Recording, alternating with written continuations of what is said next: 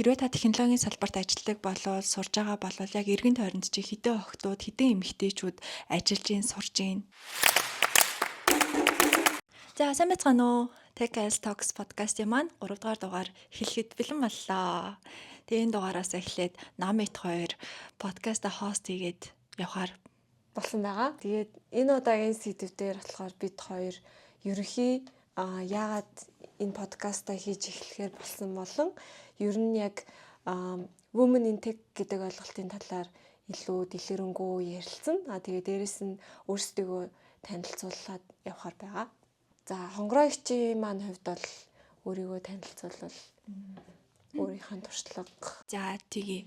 Би ерөнхийдөө яг өмнөх подкастуудаараа өөрийнхөө талаар ерөнхийдөө танилцуулаад бас яваад байгаа. Тэгээд яг энэ удаагийнхаа подкаст ерөнхийд нь ингээд нэг дүгнээд технологийн салбарт өнөөдрийн хойлонгийнхаа сэдэв болохоор технологийн салбарт эмэгтэйчүүдийн ер нь оролцоо, технологийн салбарт яагаад эмэгтэйчүүдийг онцолж яриад байдаг гэх зэрэг талаар ярих болохоор дээрээс нь цаашид бит хоёр подкастаа илүү яг ийм тех салбарт ажилладаг хоёр бүсгүйчүүдийн үүднээс өөрсдийнхөө туршлага, үзсэн, харсан, мэдсэн, сурснаа подкастаараа дамжуулаад хүргэх болохоор хамтраад хөтлөж байгаа эхний дугаараа яг өөрсдийгөө танилцуулгаар эхэлсэн бас зүг байх гэж бодож байна. Тэгээд миний хувьд болохоор 14 оноос хойш 2010 оноос хойш технологийн салбарт байгаа. Тэгээд 14 онд шүтээсийг, гитэмсийг төгсөжсэн. Тэгээд төгснөөсөө хойш яг технологийн салбарт тасралтгүй өнөөдөр 11 жил суралцаад ажиллаад явж байгаа. Яг одоо болохоор Deep Tech компанийг үүсгэн байгуулад илүүтэйгээр компаниараа дамжуулаад AI-ийн бүтээгдэхүүн үйлчилгээнийг хувь хүмүүст болон албан байгууллагуудад зөвлөгөө мэдээлэл хүргэж, сургалт орж, тэгээд өөрсдийнхөө бас стартап компани болохоор өөрсдийнхөө бүтээгдэхүүн үйлчилгээнүүдийг хөгжүүлэх тал дээр нэлээд анхаарад ажиллаж байгаа. За яг үндсэн ажил маань бол энэ ажлынхаа хажуугаар болохоор Google-ийн community-нуудыг удирдах явж байгаа. Жижиг Улаанбаатарын яг удирдаад явж байгаа. Тэгээд Women Tech Makers Ambassador, Google Developer Expert гэдэг технологийн салбарт бас юм сайн дурын оролцоог бас нэлийн идэвхтэйгээр оролцоод явдаг ийм хүн байна. За Намигийн маань хувьд? За миний хувьд болохоор би хонгорооигчтай харьцуулахад бол технологийн салбарт хамаагүй залуу шинээр орж ирж байгаа ийм боловсон хүчин байгаа.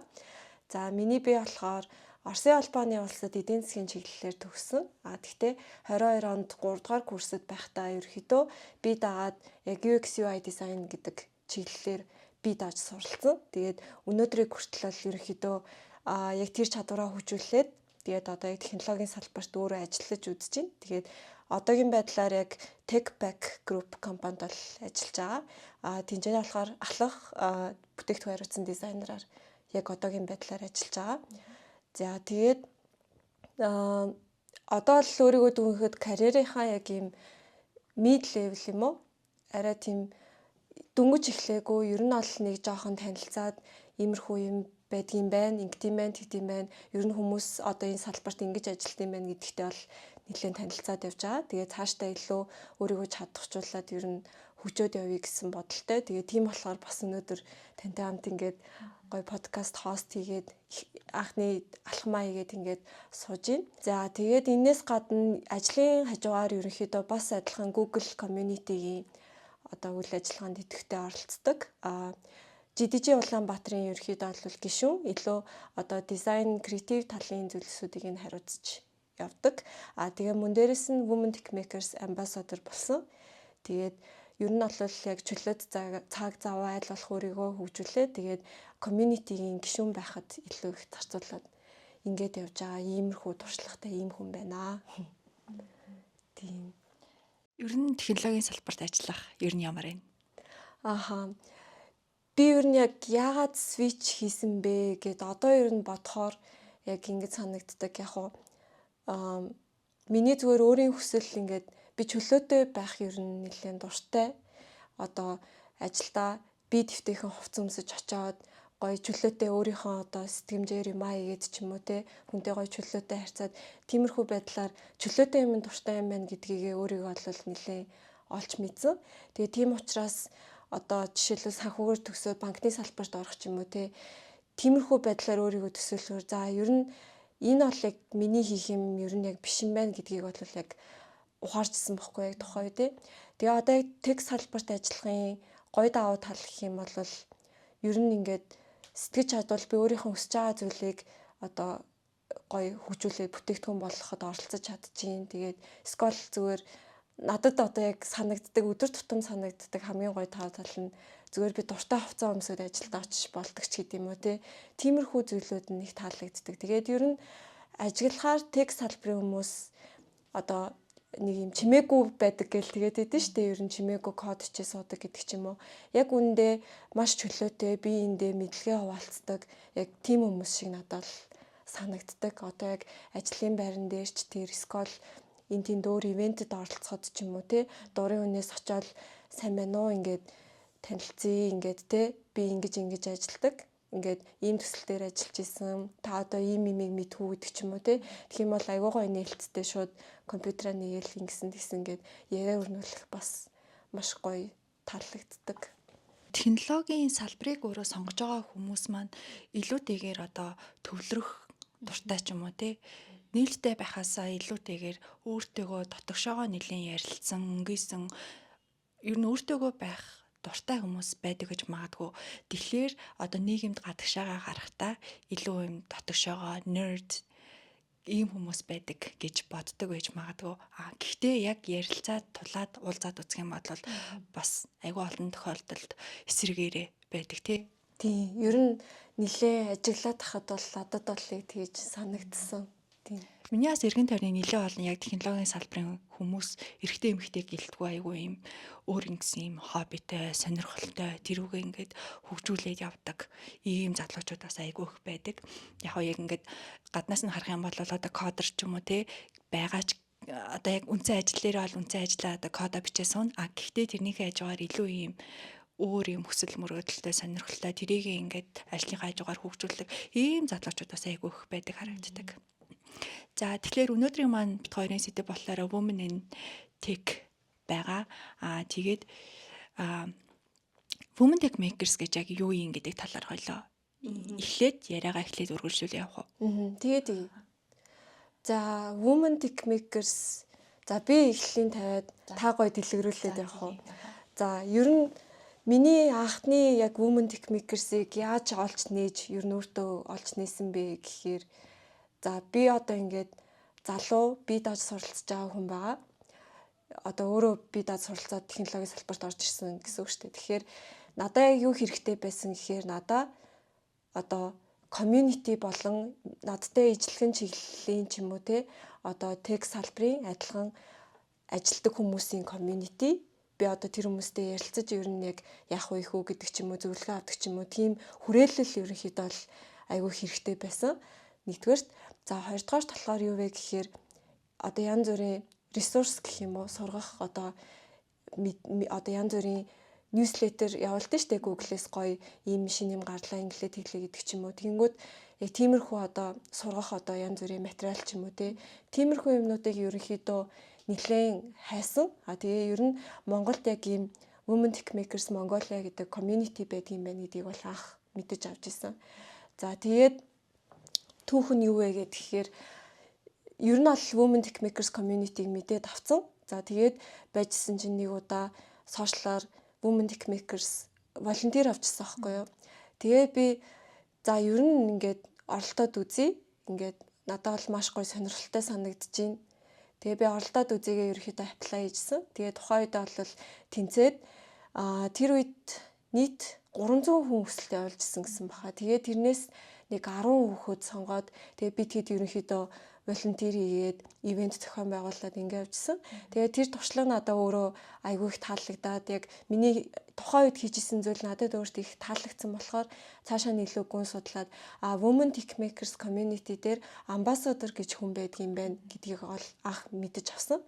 За тэгээ ambassador гэдэг хүн яг юу хийдэм бол гэж судлаад үзэхээр за тэр хүн нэг бол өөрөө сурсан мэдсэн зүйлээ бусдад ментор хийж болно.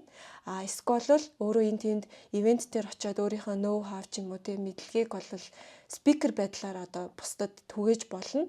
Эсвэл тэр хүн ивент зохион байгуулад Тэгээд олон хүмүүсийг нэг доор нэгтгээд ийм гоё хүрээлэл community үүсгэх тийм тал дээр тусалж болох юм байна гэдгийг мэдсэн баггүй. Тэнгүүд яг миний хувьд нөгөө волонтер ахта нэг ивент зохион байгуулад үзсэн. Тэр надад бол айгүй таалагдсан.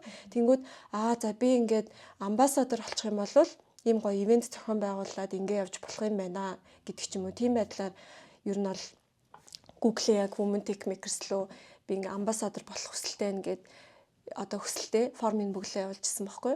Тэгээд айгүй гоё нь азар ч юм уу юугаар ч юм би ингээд тэнцсэн. Тэгээд тэр нь өөрөө надад маш гоё санагдаад тэгээд тэр програмд ерөнхийдөө хамрагдсаар надад бас айгүй олон давуу тал гарч ирж байгаа байхгүй. Зөвхөн одоо би ивент зохион байгуулад тэр community-д өгөхөөс гадна тэр community надад эргүүлээд өгдөг зүйл нь маш олон байсан. За жишээлбэл юу юм гэхээр одоо Coursera гэх платформ байдаг. Тэн дээр болохоор яг Google-ийн одоо хичээлүүд ол зөндөө байрсан байдаг шүү дээ. Одоо яг нөгөө Grow with Google Mongolia гээд яваад байгаа тэр яг хичээлүүд нь бол байрсан байдаг. Тэгээд тэндээс үнгүү одоо хичээл үзэх хэрэг надад Women Tech Makers-ээс өгж байгаа хгүй. Тэгээд тэр нь одоо надад бол project management-ийн талаар одоо чадвараа сайжруулахад ажил дээр хүртэл айгүй хэрэг болдог. За тэгээд өөр юугаар тусалж ийн гэхээр Монголд өөр байдаг амбассадорууд бас зөндөө байдаг яг Women Tech Makers Mongolia дээр. Тэгээ яг тэр хүмүүстэйгээ танилцаад хамтдаа ивент зохион байгуулах ч юм уу те тэр тал дээр бол айгүй гоё өөр хүмүүстэй бол нээлттэй ингээд communication үүсгэхэд бол айгүй тус болдог Women Tech Makers дээр.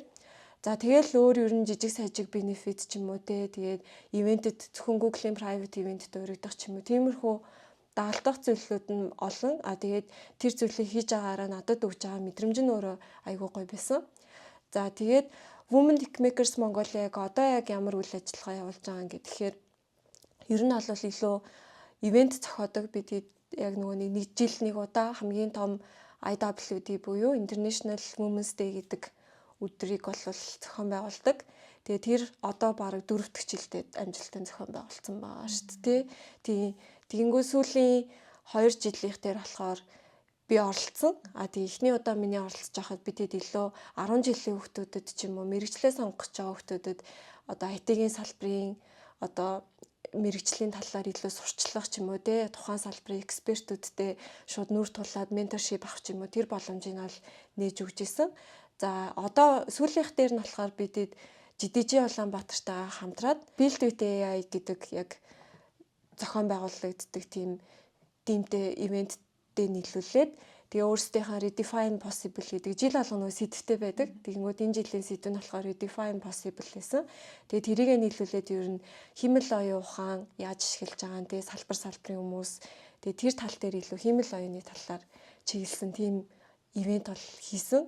Тэгээ зөвхөн чөлөөт үе дээрээ болохоор Women Tech Makers Mongolia өөрийнхөө одоо сошиал хуудасуудаар дамжуулаад илүү хүмүүст мэдлэг олгох ч юм уу тиймэрхүү байдал дээр одоогоор бол яг чиглээд явж байгаа. Тэгээд Women Tech Makers-ыг бол яг анх Монголд оруулж ирсэн нь бол хонгороо гэж байгаа.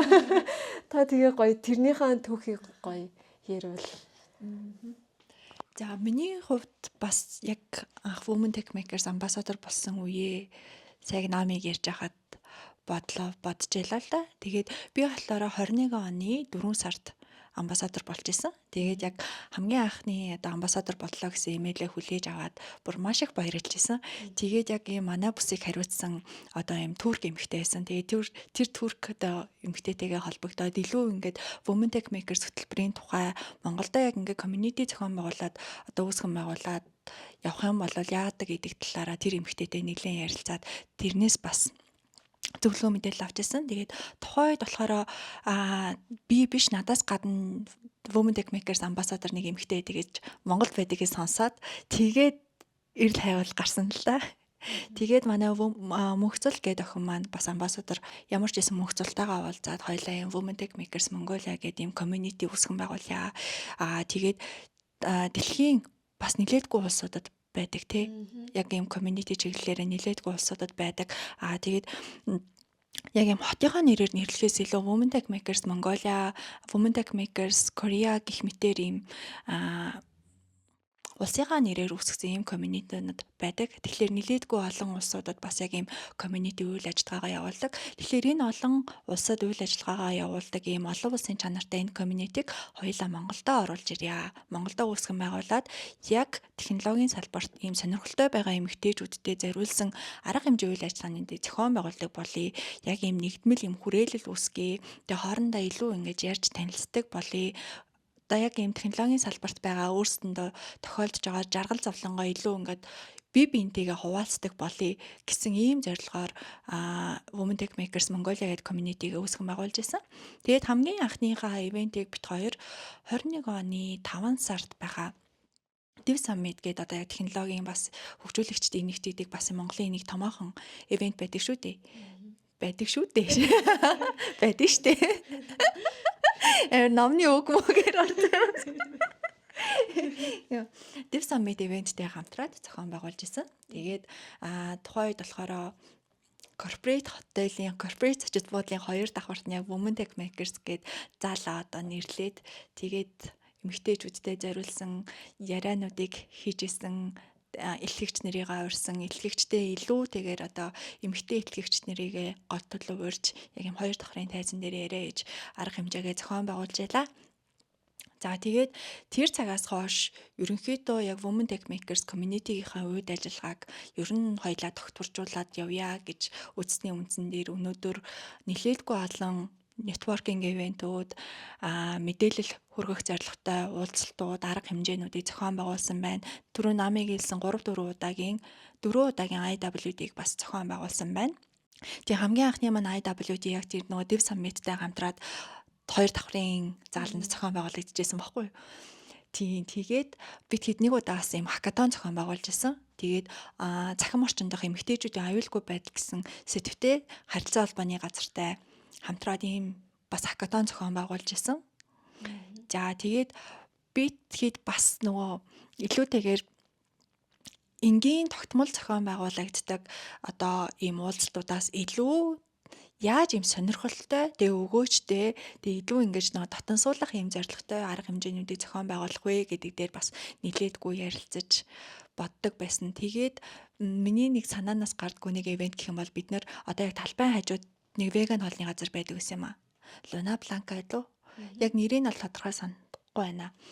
Luna Blanca-д нэг 30-аад эмэгтэйчүүдийн бүрэлдэхүүнтэйгээр хоёр бас мундаг ийм технологийн салбарт ажилладаг хоёр эмэгтэйчүүдийг илтгэгчээр ураад, зочноор ураад тэгээ ийм ивент зохион байгуулж исэн. Тэр болохоор илүүтэйгээр ийм цагаан хоол идэнгээ, вайн уунгаа бие биентэйгээ ажиллаад харсныхаа дараа нэг оройг ингэж хамтдаа өнгөрүүлэх, бие биентэйгээ танилцах, тийм зорилготой тийм ивент байсан.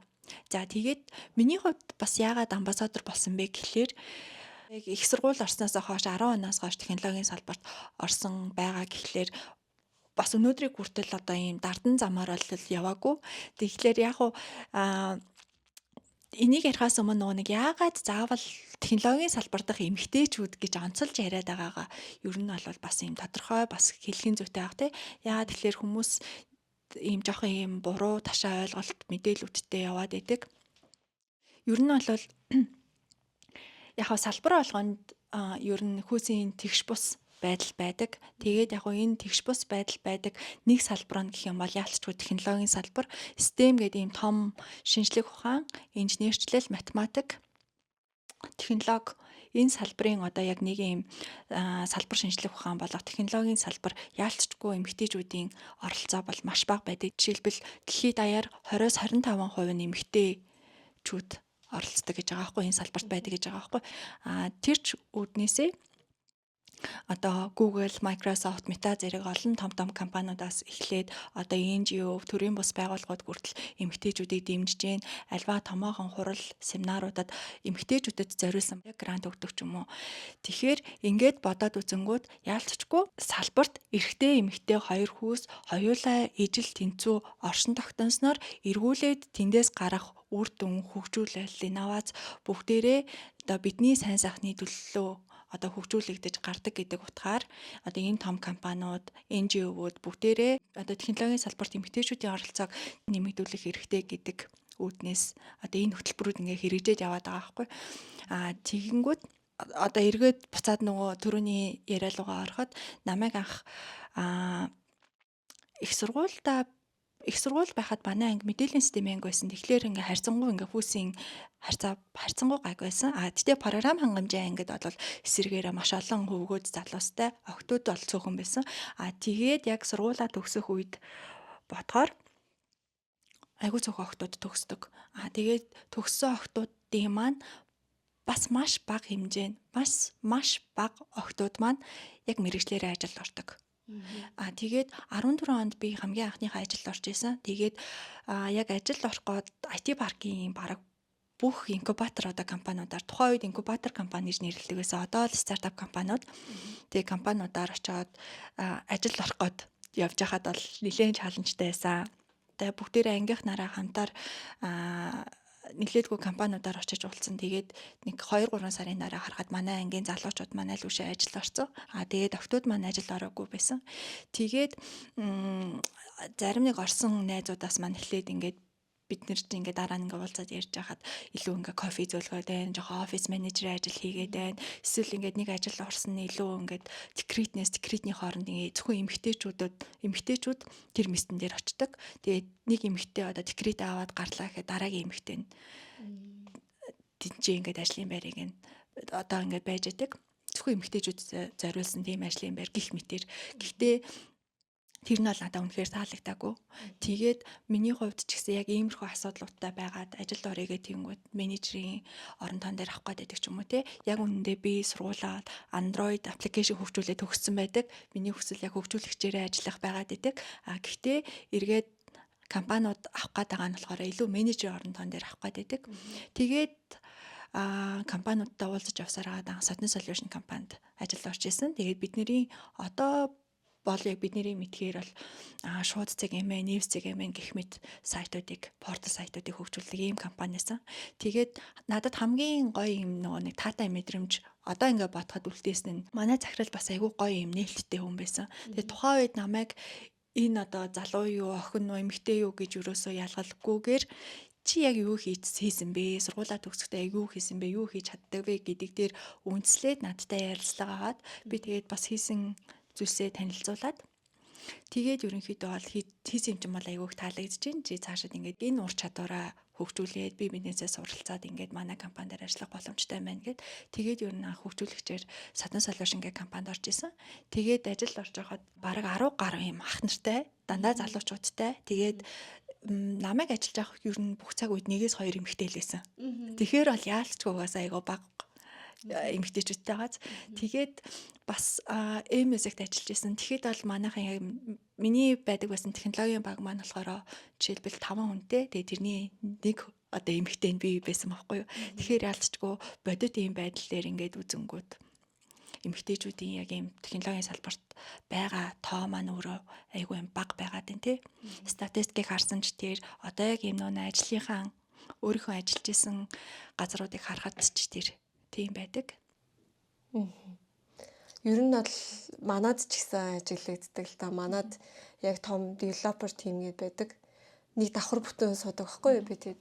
Тэгээ ер нь харахаар манай охтуудын эзлэх хөв бол угаасаа харьцангуй бага байдаг. Тэгээд ихэнх нь харуул яг уу илүү project manager-ийн албан тушаал дээр эсвэл одоо дизайнерын албан тушаал дээр ч юм уу тиймэрхүү байдалтай.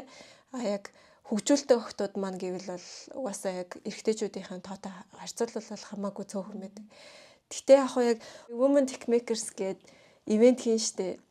Тэгээ яг ивент хийхээр чатаар аягүй олон яг л нэг асуулт дандаа орж ирдэг. Тэгээ тэр нь яг юу яадаг вэ гэхээр танай ивентэд чи эрэгтэй хүн очиж болох юм уу гэж асуугаад байдаг байхгүй юу. Тэнгүүд ер нь бол яг Women Tech Makers гэдэг одоо агуулга нь ямар нэгэн одоо энэ феминист хөдөлгөөн бол ерөөсөө биш.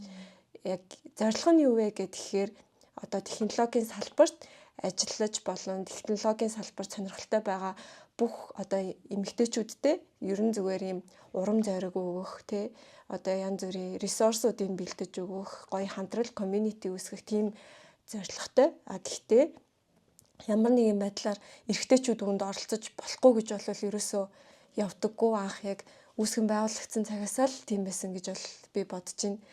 Тий.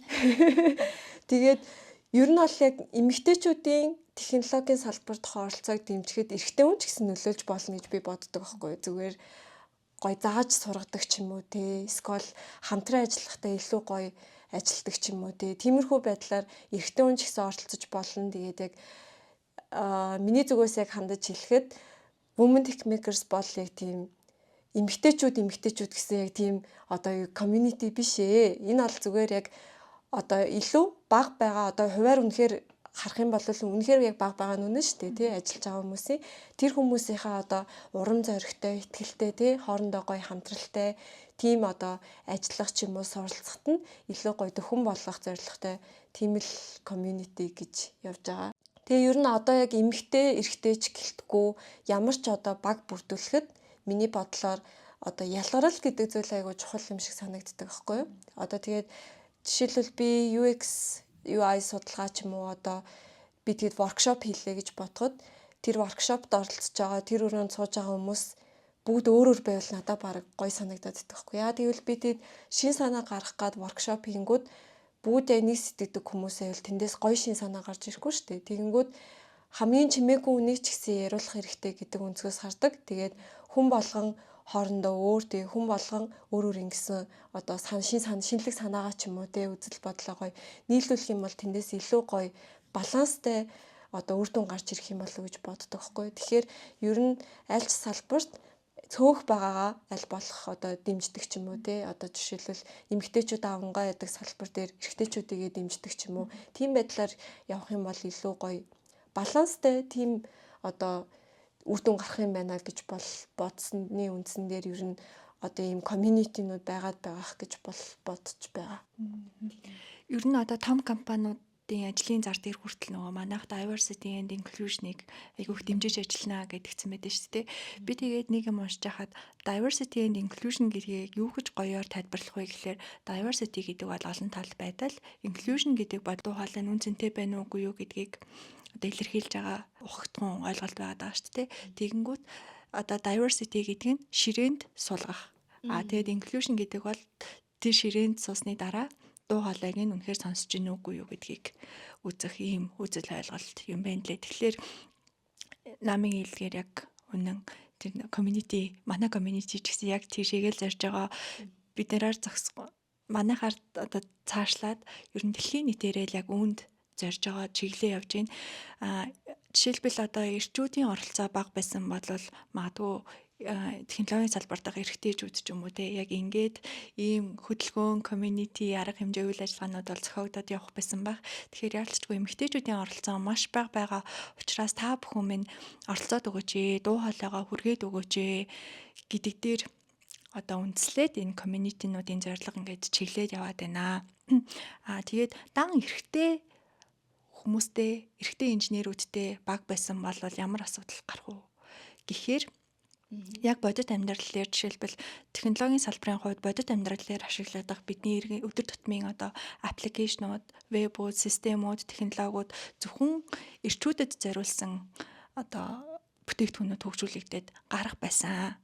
Тэгэхээр анхнаасаа одоо тэр хөгжүүлэлт хийж байгаа багт эмэгтэйчүүд оролцсноороо илүү дараах үр дүн нь тэгэхээр эмэгтэйчүүд рүүгээ чиглэсэн, эрчүүд рүү чиглэсэн, хүүхэд залуус хөгшөд рүү чиглэсэн бүх одоо ийм массыг хамарсан ийм үр дүн гарах үднээс ялцчгүй болвол энэ олон талт байдал бүх нийтийг оролцуулах гэдэг бол community-гийн хувьд ч тэр компанийн хувьд ч тэр маш ийм үн цэнтэй чухал ойлголт байгаад байгаа. За тэгвэл чиний хувьд би одоо ийм хоёр янзын юм ингээд ийм хөөрхөн сонирхолтой хоёр янзын юм асуух гээд нэгдүгээр нь болохоор нэг тийм мэдрэмжгүй үг сонсч ирсэн үү? Яг компани нэрээ одоо Women in Tech гэдэг утгаар мэдрэмжгүй тийм үг сонсч ирсэн үү? Нөгөөх нь болохоор илүү юм сэтгэлдчиг үлдсэн одоо ингээд бодонгод ийм гоё таатай түүх байна уу? За яг мэдрэмжгүй үг гэхээр шууд яг толгоонд бол буухгүй байна. Яг одоо ингээд бодохоор. Гэтэ яг хуу жижиг сажиг юм гарч л байсан баг. Гэтэ яг одоо хэлий гэхээр миний толгоонд бол ерөөсөө буухгүй байгаа тийм. Гэтэ яг хуу гайгүй юм байна. Би яг ажил дээр бол тэгж нэг амар мэдрэмжгүй үг бол нэг сонсож байгаагүй юм байна. Гэтэ яг хуу зүгээр заримдаа ингээд одоо хурал муралд орох ч юм уу. Тиймэрхүү одоо зүйлүүд дээр би яг ийм юу хүн шиг одоо хүндлэгддэггүй мэдрэмж бол зарим нэг хурал дээр бол жоохон авдаг байсан. Гэхдээ тэр одоо альбом тушаалтай чамарталтай юм уу те тэрийг бол сайн мэдэхгүй. Хамгийн гоё санагдчихсэн сэтгэл дулаахан үйлцэн гэвэл ер нь манай ажил дээр дизайн тим гэ байдаг. Тэгээд дизайн тимд маань одоо болохоор ер нь 5 гишүүний бүрэлдэхүүнтэй ерөөхдөө яг UI-да илүү сайн UI гэдэг ч юм уу те UX user experience талдаа сайн илүү user experience хийгээд гэдэг ч юм уу хийдэг. Гэтэ product designer буюу илүү томоор нь яг бүтээгдэхүүний хэмжээнд ингээд дизайныг хүчүүлэлтийн дизайныг хариуцаад явдаг байхгүй юу манай багийнхан. За тэгэхээр надад яг хамгийн гой санагддаг зүйл юу ажиллахад одоо энэ тех салбарт ингэж ажиллахад хамгийн гой санагддаг зүйл нь жишээлбэл одоо би ямар нэг одоо UI чиглэлийн ч юм уу те зурах одоо илүү харагдуулах тийм зүйл дээрээ муу байлаа гэж бодоход би багийнхаа ямар ч гишүүнээс асуусан надаа ингээд шатгаараа тусалдаг гэдэг ч юм уу те би одоо ямар нэг асуудал гараад зогсчих юм бол тэрэн дээр одоо ингээд туслаад өгдөг гэдэг ч юм уу те эсвэл санал бодлоо солилцдог ч юм уу эсвэл би одоо юм хийцэн байгаад өөртөө итгэлгүй байх үе надаас аяга олон гардаг байхгүй юу ингээд би юм байх ёсгүй юмыг ингээ хийцэн ч юм уу те тэгэнгүүт за би ийм юм хийчлээ одоо ингэж бодож байна өөртөө жоохон итгэлгүй байгаа те энийг одоо юу гэж харж ийн гэд ревю хэлгээд штэ нөгөө хүмүүсээр тэгэнгүүт одоо яг гоё таарсан хариултыг хэлдэг ч юм уу эсвэл наа чинь окей болсон байна гэж зөвлөд өгдөг ч юм уу эсвэл би эргүүлээд одоо энийг хараад өгөөч гингүүт нь би зөвлөдөг ч юм уу ер нь юм харилцан биендээ тусалдаг байдал бол ерөөхдөө хүнд хамгийн дулаахан мэдрэмж төрүүлдэг юм байна гэж ерөөхдөө яг одоо ажиллаж авах үедээ бол анзаарж байгаа. Тийм. Гэтэ яг хоо тэгээд яг ингээд яг тех салбарт гэх юм бол миний мэддэг яг юм амар карьерийн өсөлттэй яг тех гэмэгтэй гэхээр яг цөөхөн идэггүй л байгаа даахгүй миний толгойд. Тэгэхээр ер нь бас одоо эмэгтэйчүүдийг ингээд дэмжиж байгаа эдэргээд ийм community үүсгэж байгаа бас нэг хамгийн чухал зүйл нь хүн рол моделтэй байдгийг штэ ер нь ямар ч хүн би яг энэ хүн шиг гоё болох юмсан гэдэг ч юм уу те тэнгүүд одоо би ч юм уу те карьерийн одоо mid level ч байна уу хамгийн ихний одоо эхэлж байгаа хүмүүс ч байна уу эсвэл бүр оюутан охтууд ч юм 10 жилийн охтууд гоё рол моделтэй тэгээд тэр нь бас гоё одоо эмэгтэй хүн ч юм уу те за заавал эмэгтэй хүн байх албагүй эрэгтэй хүн байсан ч болно л доо гэхдээ яг хоо илүү гоё те илүү нэг тийм энэ би яг энэ их чиг болно хүүхдүүд чинь нөгөө жоохон бахта би яг ээжихээ болно гэдэг ч юм уу тиймэрхүү байдлаар айгу рол модель хүнээс авдаг тэгээ тэр нь бас ийм гоё рол модель авахаар технологийн салбарт ийм гоё их чиг тэр их чиг болно гэдэг ч юм уу тийм гоё рол модельтэй байхад бас тийм зүйлийг үүсгэхэд айгу чухал нөлөөтэй юм байна гэж бас ер нь бодож байна. Манай community-ийн зорилго бас яг тийм рол модельүүдийг ийм төрөн гаргах. Тий. Ер нь яг бид нэр яг юунд зориод байгаа вэ гэхлээр жишээлбэл одоо яг мэрэгжил сонгох гэж байгаа хүмүүс маань би яг ямар одоо мэрэгжил сонгохоо мэдэхгүй байна гэж тэгжээж болно ч тийм эсвэл хаанаас эхлэхээ мэдэхгүй ч юм уу зүгээр тэрэнд нь хариулт өгөх. Тэгээ яг тэр бүхнийх нь одоо үндэс суурь нь ийм яг юм community болоод өгөөсэй гэж миний хувьд айгүй хүсдэг байхгүй юу. Тэгээд хэрвээ намайг мэрэгжил сонгох үед community байсан бол би илүү зоригтойгоор сонгох байсан баг. Өнөөдрөө сонгоод ороод ирсэн байна л да. Гэхдээ яг сонгох үед бас л чаленж байсан байхгүй юу те. Яг ямар мэрэгжил сонгох вэ? Мэдээллийн систем гэж үе, програм хангамж гэж үе, ямар сургууль сонгох хэвтэй. За тэгээд төгссөний дараа би хаана ажиллах вэ? Юу хийх вэ? Би үнэхээр яг юм project manager болоод явах сонирхолтой байгаа мó? Хөгжүүлэгч болоод явах сонирхолтой байгаа мó? Тэрийг ерөөсөө мэдэхгүй. Яг ажил дээр гарсныгаа дараа юу хийхээч мэдэхгүй. Юун сонирхолтойгоор сайн мэдэхгүй. Яг их сургуульд бол яг онлайн төвшөндөө бол мундаг багш нараас зөндөө их юм бол сурж авч байгаа юм. Гэхдээ яг бодит амьдрал дээр гараад би яг юу хийж чаддаг, юу хийх ёстой хүсэлтэй хүн байгаа гэдгээ өөрөө бас сайн мэддэггүй. Тэгэхээр яг үнэхээр ажлын байран дээр гарч ээж түрүүний намыг хэлсэн шиг гоё хамт олонний донд орж ээж яг тэр мэдрэмжийг авч байгаа байхгүй. Жишээлбэл би сургуулаа төгсөөд бас яг юм хөгжүүлэгч болно гэж бодоод явж исэн. Тэгээд яг эхнийхээ ажилд орсны дараа манай ажлынхан ер нь айгүй гоё хүмүүс байсан. Одоо ингээд бодоход стил одоо хүртэл ингээд сэтгэлд маань ингээд яг үлдсэн дулаахан мэдрэмж надад өгсөөр л байгаа байхгүй юу. Яг эхний хамт ажиллаж исэн баг хамт олноо бодглохлоор маш их тусалж дэмжижсэн. Одоо яг сургуулаа төгссөн ажил гэж юу гэдэг талаар сайн ойлголтгүй, ажлын хамт олонтойгоо яаж харьцах талаар мэдэхгүй, ажлаа хэрхэн яаж явуулах талаар сайн мэдэхгүй миний мэдчихсэн юм бол онл байгаа. Тэгээ яг тийм үед яг хөтлөөд чиглүүлээд яг манай баг хамт олон маань бүгдээрээ яг тусалж дэмжиж энийг ингээ хийдیں۔ Одоо алдаа гаргасан бол энийг ингээ засчих гэд яг манай бас багийн компани манайх нар маш гоё юм чиглүүлж өгдөг байсан. Тэр ч утгаараа магадгүй би өнөөдрийг хүртэл яг ийм садбартаа яг тууштай ажиллах тэр бас надад нэлээд юм хүч нөлөө болсон байх гэж боддог. Яг хөө мэдээж яг тухайн цаг мөчтөө хэцүү зүйл бол зөндөө байсан л та. Ажлаасаа гармаар ч юм уу. Яг заримдаа яг зөв юм хийгээд байна уу, буруу юм хийгээд байна уу гэдгээ мэдгүй ойлгохгүй үед бол зөндөө л байсан баг. Гэхдээ түүнээс илүүтэйгээр багийн уур амьсгал бие биендээ тусалж тэр одоо эрэгтэй эмэгтэй надад хамаагүй шүү дээ. Яг бие биендээ тусалж дэмжиж гин үү, чиглүүлж гин үү, нэг баг болж ажиллаж чадж гин үү, нэг прожектын ард гарч чадж гин үү гэдэг юм одоо эргээд ботход бол ингээд сэтгэлд амар гоё үлдсэн байгаа байхгүй. Тэгээ яг ингээд бодсон ч ер нь баг л юм байна. Сайн баг л юм байна. Яг нэг юм багийн уур амьсгал болон ингээд нэг юм эвлэлэн нэгдээд хамт юм хийж байгаа тэр нэг team spirit гэдэг нэг юм байгаад байдаг шүү дээ тий. Тэр бол надад баг хамгийн чухал юм байна гэж бол нэлээд мэдрэгцэн. Яг хүн ер нь өөрийгөө амар тийм хийж байгаа ажлаа үнэлүүлээд ирэхээр хүн тэр юмд айгуу дуртай болоод эхэлдэг юм шиг санагддаг байхгүй надад. Жишээлбэл нэг юм хийчихэнгүүд нөгөө үнэлээд чи энэ дээр ингэж өөрөөр хараад айгуу гоё хийсэн байна гэдэг ч юм уу. Тим юмнаас урам аваад бүр дахиад ингээд гоё илүү сайн хичээгээл амар санагдаад байдаг байхгүй. Тэгэхээр ер нь хүнд ер нь хүний нөлөө бас ер нь айгуу чухал. Тэгээ community гэдэг зүйл бас ер нь айгуу чухал юм байна гэдгийг яг сүүлийн хэдэн жил бол нэлээ мэдэрч байгаа. Тэгээд одоо яг манай салбарт бас нэг эмэгтэйчүүдэд айгүй их анзаарагддаг юм гэх юм бол би үнэхээр чадчих нь чадахгүй байна уу.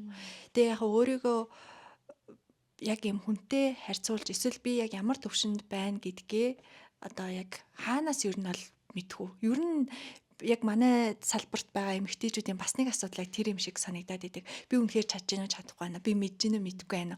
Яг хоо бас магадгүй бидний зарим зүйлээр ингээд нэг сэтгэл зүйн байдалтай холбоотой байдгаж магадгүй лээ тий. Зарим өглөө босонгод эмэгтэйчүүд бид нэр амар гоё ингээд ирч хүчтэй болдог. Зарим өдөр жоохон юм хиймээргүй ирч хүчгүй энергигүй болцсон байдаг тий. Тэгэхээр магадгүй тэрнтэй холбоотой байдаг гэж магадгүй. Гэхдээ нөгөө тэгвэр яг өөрийнхөө би яг зөв газараа байгаад байна уугүй юу гэдэг одоо мэдрэмжийг яг хаанаас юунаас мэдэж болох вэ? Энэ мэдрэмж юу яг юутай холбоотой бол. Тэгээ энэ гэхдээ ер нь бол байдаг байх. Тэгээ энэ мэдрэмж. Аха. Би бол яг энэ мэдрэмжийг нөгөө импостер синдром гэдэг нэг тийм одоо юу яд штэ нэг ойлголт гэх юм уу. Тэрийг яг би өөр дээрээ бол нилээ яг ингээд авч исэн гэх юм уу. За яагаад ийжсэн гэхээр за би ингээд бие дагаа сурж байгаа штэ. Бие дагаа сурахын хамгийн гоё юм ингээд өөрийгөө гоё ингээд чадах одоо сахилга бат сууж ийн гэсэн үг шүү дээ. Тэр чинь яг тодорхой цагт босоод тодорхой цагт одоо номын саналаа яваад яг тодорхой хэдэн цагт төвлөрөөд бүгдийг ингээд хийж оролдож үзээд те ганцаараа өөр өөртөөгөө ярих процесс бол нэлээд одоо ингээд явагддаг. За тэнгүүд удаан тийм байгаа тахаар яг ямар мэдрэмж төрдөг вэ гэхээр би яг зөв юм хийгээд байна уу гэдэг мэдрэмж бол яг төрдөг юм билээ. Би яг чадаад байна уу чадахгүй байна уу гэдэг ч юм уу. Тийм мэдрэмж бол надад маш их төрсөн. За тэгээд тэрийг одоо яаж би өөрийгөө хаана байгааг бас мэдмээр штэ ер нь. Тэрийг одоо яг мэдхийн тулд миний зүгээр хувьдаа хийсэн зүйл юу вэ гэхээр би айгүй их ивент одоо оролцсон. Хаана яг ямар технологи холбогдолтой ивент Азар Монголд айгүй их тийм ивент болдгийм билээ. Яг намайг ирэхэд за DevFest болсон тий DPC болсон. DPC нөгөө Digital Product Conference гэ болдог. DPC болсон. Тэгээд Dev Summit болдгийм байна гэд ингээд айгүй олон гоё технологийн ивентүүд ер нь Монголд болдгийм байна гэд.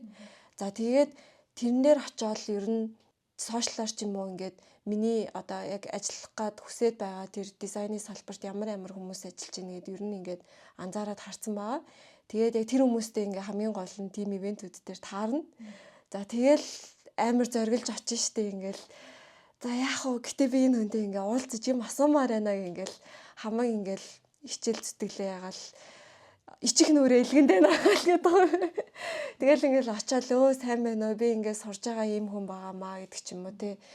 Тэгэл очиод юм асууна. Зарим ивентийн гоё юм нь болохоор юм mentorship session угаасаа гаргацдаг.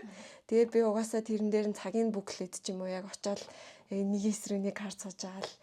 За та яг ийм үедээ яадаг вэ? Одоо яаж bias автахгүй дизайн хийх үү гэдэг ч юм уу. Яг нэг тийм өөртөө тулгамдж байгаа асуудлуудаа шууд асуугаал те.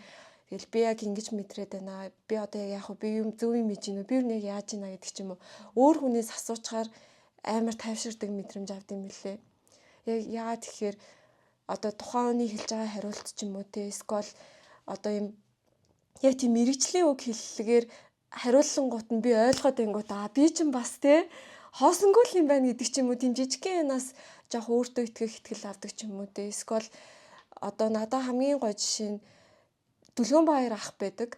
За философи юм ээ гэд ерөөхдөө подкаст дээр тэгээд би анх ер нь Дүлгэн Баяр ахыг ер нь өөрийнхөө рол модель болгож ирсэн байхгүй юу? Одоо ч гэсэн ер нь миний рол модель хэвээрээ л байдаг. Тэгээд би яг Дэфэс дээр Дүлгэн Баяр ахаас яг нэг эсрэг нэг менторшип аваад тэгээд бүх асуултуудаа бүр ингэ тэмдэглэж бичиж чаад очиод асууж исэн. Тэгээ бүх Дүлгэн Баяр ахын хэлсэн хариултуудыг нэг дэвтэр дээрээ бүгдийг бичиж авч исэн аахгүй юу? Дараа нь олон удаа тэрийг харж ингээд ойлгохын тулд гэх юм уу? Тэгээ яг хамгийн таалагдсан зүйл надад шууд ингээд ноутбукээ нээгээл за энэ ер нь ингэж ажилтдаг юм байдаг гэд ерөөсө тэр хүн мэдлэгээ ингээд харамлахгүйгээр хуваалцж байгаа надад айгүй урам зориг өгсөн. За тэгээ би тэндээсээ гоё урам зориг авчаа дараа нь за Digital Product Conference гэдэг конференцд оролцлоо.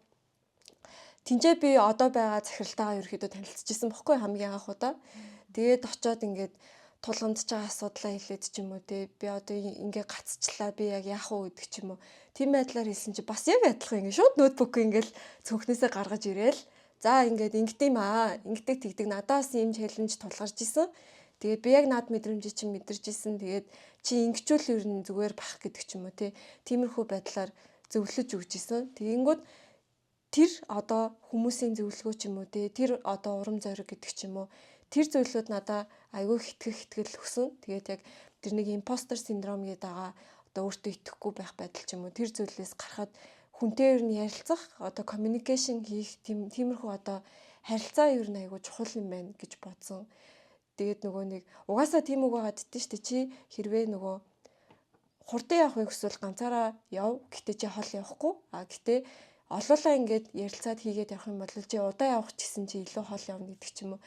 Тиймэрхүү байдлаар би бас яг тухайн үед ер нь яг ийм юм байна гэж бол нэлээ бодож ухаарч исэн. Тийм. Ерөн санаа зовхгүй бусдтай ярилцах өөрийнхөө яг одоо байгаа нөхцөл байдлыг одоо хэцүү байгаа бол яг хэцүүгээ хүлээн зөвшөөрөөд чамайг ойлгож чадах хэн нэгэнтэй дотроо сайхан онгойтл ярилцчих ч юм уу тий. Эсвэл гоё байгаа бол тэрийгээ бусдтай хуваалцчих ч юм уу.